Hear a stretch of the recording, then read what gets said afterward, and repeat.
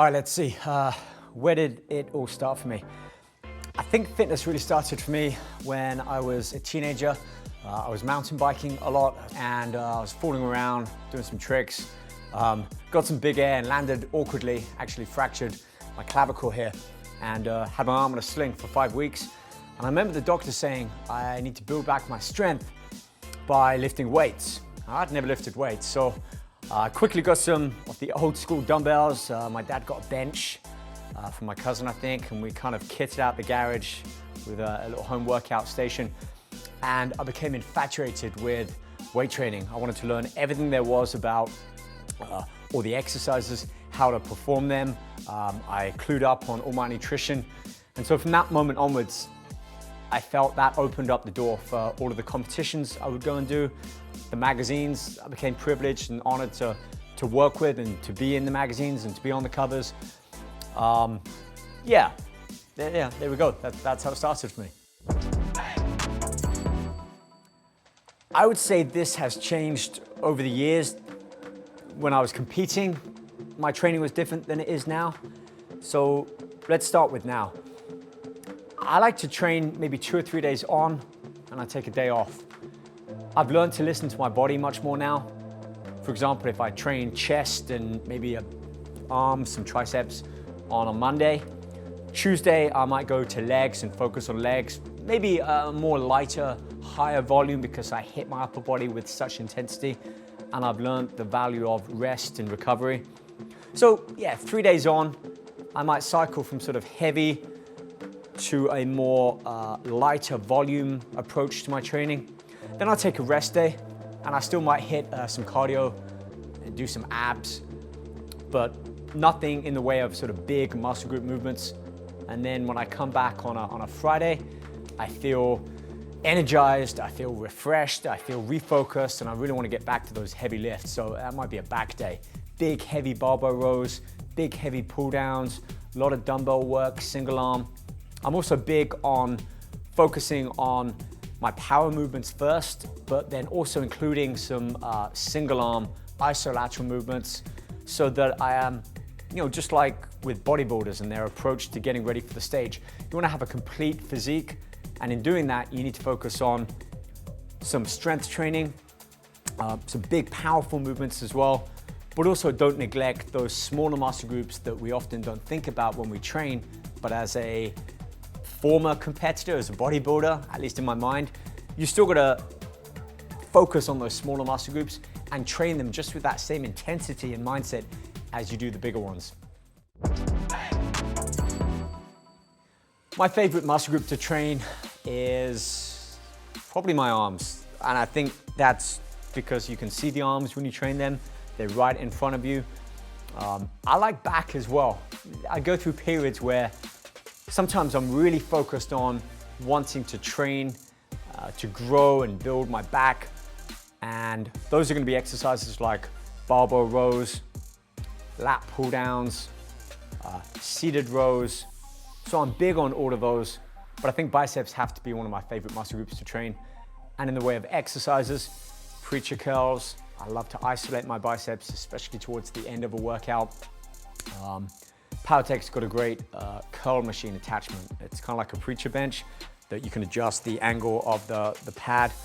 I love working both arms on there. And then one thing that I guess not many people know, you can take off the handle. I put a chain and a single handle on there. And you can get some really great single arm, isolated exercises that really I can't replicate in the gym. So yeah, biceps are probably my current favorite muscle group to train. Although I do train every muscle group, legs, back, shoulders, chest, abs, I still have that bodybuilding mentality when it comes to what I'm training in the gym and within my workouts. A question that I get asked a lot is, what's my preference when it comes to free weights, machines, and cables? And my answer is always the same. I focus on all three of them. I don't believe that one is necessarily better than the other. There's a different reason why you might focus on free weights. You can move more weight, you can increase the micro tears in the muscle to a greater degree. Therefore, if you're lifting heavy weights on free weights, you can basically build the most amount of muscle that way. Machines I love for the ability that they can truly isolate a muscle. They often have a strict range of motion. And then cables provide a consistent amount of tension on the muscle from start to finish. Unlike free weights or machines, another example being a barbell curl. If I'm doing a curl with a dumbbell or a barbell, I have less resistance on the muscle here because my arm's at full length compared to when I'm going through that contraction. And again, at the top, I'm almost resting that weight on my forearms in that joint. It doesn't have the same effort on the muscle. But with cables, as soon as I start to go into that action of curling, that weight is being lifted on the weight stack. And so all of that work and effort is on my biceps. All three have their benefits, and I just utilize them in a way where I start with my free weights, machines, and on cables. When it comes to my favorite Powertec machine, the one that I always use is the lever gym, the Workbench lever gym. I think this is such a versatile piece of equipment. So many different exercises that I can do just on that one station. I have one here in my studio gym. I use it a lot. I also have one at home. So no excuses why I shouldn't be working out or I can't be working out on a daily basis. You got the bench in it, you got cable access, so you got your pull downs, tricep press downs, lower cable, which I love for my seated rows, bicep curls on there as well. And the lever arms make chest day, back day, shoulders so much easier, especially with being able to focus on independent arms. That's something that most commercial gyms don't have. So using Powertec at home or in my private gym, it opens up a greater range of exercises that I can do and therefore work the muscle in different ways, stop me from becoming stagnated in my workouts, add new variations and new types of exercises, new movements in how I work the muscle into my workout regimes that I wouldn't really be able to do at the gym. My second favorite, and it's a close second favorite, is probably the compact leg sled. Kind of like a hack squat, a lot less pressure on the knees compared with, let's say, a barbell squat. And I like this because it really allows me to change my foot position on that foot plate so I can work different regions of my quads than I feel I can when I'm doing barbell or even a leg press. The calves as well, it's got this really great calf block that allows me to ultimately perform bent knee or a straight leg calf raise, which works the soleus and the gastrocnemius, so I get to really focus on which of those muscle heads I really want to work. And it's just easy, it's a pretty small footprint. So yeah, lever gym and compact leg sled would be my top two. You know, I think we can all agree that over the last couple of years, there's been a big change in how we approach fitness. Gyms are easy because you just go in there, they've got everything set up. For me at least, it offered a range of equipment that I could build different workout programs around. But I'd also see a lot of beginners going in gyms and maybe feel a bit lost with what they needed to do. Working out at home, I was so used to jumping in the car, driving to the gym, getting out, going in, working out, and then leaving, that now I just had to go into my garage or take the dumbbells out into the backyard and do a workout. The time I would waste driving, sitting in traffic, that could easily be an hour out my day wasted just driving to and from the gym. Whereas that hour could be spent, that's my workout at home. It definitely made me think more about what can I do with less. I just had free weights and a bench. And so that made me really think about what am I training, how am I training, how effectively am I training with that. And look, this was a workbench, a FID utility bench, so I could add those attachments in. So I had my bench, dumbbells, and then a short time after everything was locked down, I expanded my home gym into a bench with an arm curl attachment, a dip attachment, a pec attachment. I could add cables into that. There's a lat tower attachment. So lat pull downs, seated rows, curls, cable-based movements that I wouldn't normally do at home because I don't have a big cable machine. But if I had the bench and I had some dumbbells and I had some of these attachments, I could get all of my workouts that I would normally do in you know, the size of where you might park your car in the garage with just this setup. And that got me excited about weight training again. I'd wake up earlier, I'd have no excuses, I just needed to go into the garage, be able to get on with my workout, and within an hour, I could finish the workout that I would normally spend 2.5 or 3 hours getting ready, going to the gym, getting back home, to get all of that workout done at home. And so that kind of changed my focus in a good way. The followers on social media, on YouTube, have grown with me, or they're of an older age now. And the questions that I'm getting asked more so now are about protecting our joints when we train, experiencing pain, whether it's in their knees, lower back, or shoulders, anything joint related. You know, as we age, you're gonna experience some soreness or issues. My advice is to look at the types of exercises that you're doing. For example, a barbell squat, certainly when I was in my mid-20s, I was loading 3 or 4 plates on and going into a deep squat. That isn't something I would do these days. Instead, I'd still go heavy, but I would utilize a machine. So a leg press or a squat machine where I could still go heavy and still really affect that muscle with a lot of resistance to overcome, but the movement was easier on my joints. You know, a barbell puts a lot of pressure on your lower back, on your knees. No matter how good your squat technique is, you're still experiencing that stress through those joints. Whereas a machine, a leg press, let's say, the same pressure isn't applied to your knees in the same way. And that's because of a number of factors. One, the weight load is at an angle as opposed to being directly placed on top of you. The movement is much more controlled because on a leg press, you're on those rails. So even though you are lifting that weight, it's not a true weight compared to a barbell weight. And also the way in which your body moves. A leg press action as opposed to a squat action. Yes, you're still predominantly focusing on the quads, but the stress being placed on the knees is much less. So that's my advice, both that I found within my own experience in training and also to others, especially if they're in their mid-30s or they're in their 40s or 50s and above.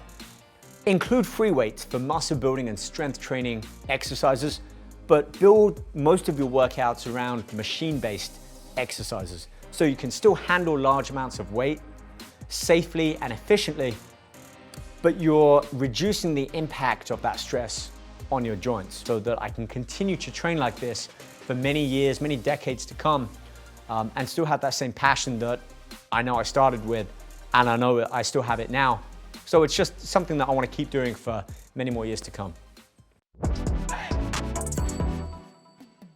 I mentioned that the bench I have at home, the Workbench, is it's an FID utility bench, so you can add all of these attachments. My favorite one, arm curl attachment.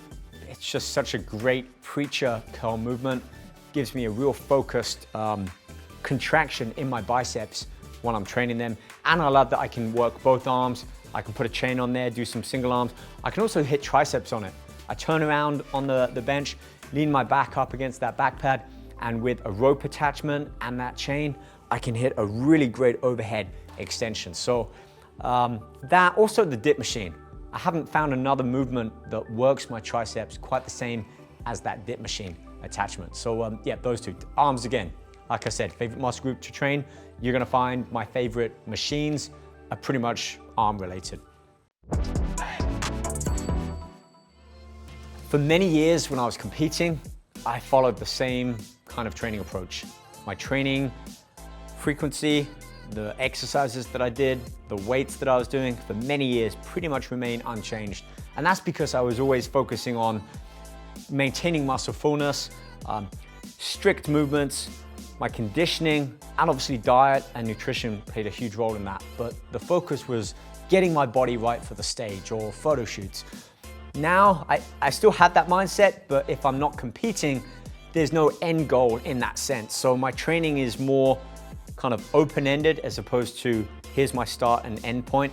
So with that being said, I'm less strict on the exercises that I'm doing for those workouts. I feel a little bit more liberated and more free when it comes to deciding on what I want to train. And so I'll change up the exercises from week to week. The muscle groups will still be the same. Let's say legs every Wednesday, but how I train my legs within those workouts may differ by types of exercises, the volume, whether I'm predominantly on machines or utilizing some free weights or cables. I think variation's the key. It also keeps me focused on wanting to come and work out, being excited about going into my garage or coming into my studio and looking forward to that workout, as opposed to feeling like I'm stuck on the same exercises week in, week out. My advice would be start small and build upon it. 3 workouts a week, get comfortable with lifting weights, use machines, become accustomed to cables. You're not going to know everything all at once, so there's always going to be that want, that willingness to do more than we can at the beginning, to run before we can walk. But learning the fundamentals, learning about proper form, muscle contraction, that mind-muscle connection, feeling the muscle work with the exercises that you're doing, that's the first step. Once you've mastered that, you can start to expand on the types of exercises, the frequency, the intensity. But until you master the basic fundamentals of weight training, then there's no point doing that. And so when you start to combine all of these different factors, you get a much better idea of the bigger picture. There's not one particular thing that will take you from start to finish. It's all of these elements that you've got to bring in and learn and understand over time. So find yourself a great teacher, coach, mentor. Feel free to reach out to me on any of my social medias with any questions that you've got. But get proper guidance from someone who's experienced and certified. There's a lot of people out there putting out some pretty good content and also some pretty not too good content. And I think it's easy to get lost in this wash of information out there. You really do have to become the master of your own craft. So the more you can learn about it, the more you understand it, the more you can make it work for you. So document, log, learn, be excited about the potential what's to come, and take it one day at a time. And if you keep doing that over the course of a few weeks, a few months, even a year, that 1 year, you can make a huge transformation. And I want to know about it, so hit me up. Show me your before photos, commit to an end date, I'll hold you to it. Show me that end photo, I'll give you a shout out and praise, because that's what we need these days. So there you have it, go get it done. I can't wait to see what you achieve.